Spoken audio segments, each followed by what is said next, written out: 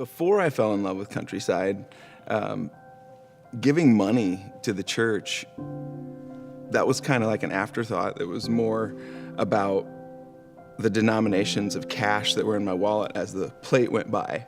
And, that was something maybe we did when we were home for Christmas or something at my mom's church. And sustained giving of large amounts of money, that was something that, my parents or my grandparents did. And, I just hadn't really ever felt obligated or even a reason to consider that.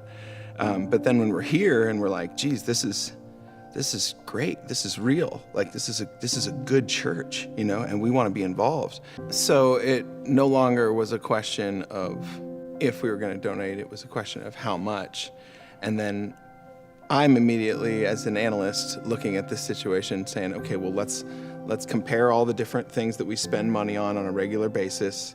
Let's rank those things, and then let's see where does our connection to Countryside or our connection to God or greater spiritual awareness, where does that rank among those other things that we're paying money for? And where do we want it to rank? And that kind of gave us a range that we knew we probably should be in. It got to be pretty high. It got to be like a pretty large number because it is really important to us. And we do want to have this like mental commitment and financial commitment and spiritual commitment.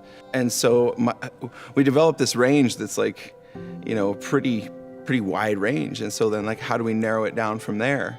And my wife's pretty smart. She says, okay, so let's just work with that range and then figure out where could it really put us in a bind and we can't necessarily finish our remodeling project because of our commitment to the church. And then make sure it's below that level, but then make sure that it's enough where when we write the check or we actually give the money that it just feels really, really good. I think we found a nice balance that's going to work for us. It's worked for us this year. And, I just encourage everybody else to do that process of just kind of looking at what you spend money on and then deciding where you want your connection to Countryside to fit in among those different priorities in your life, and find a place that feels good.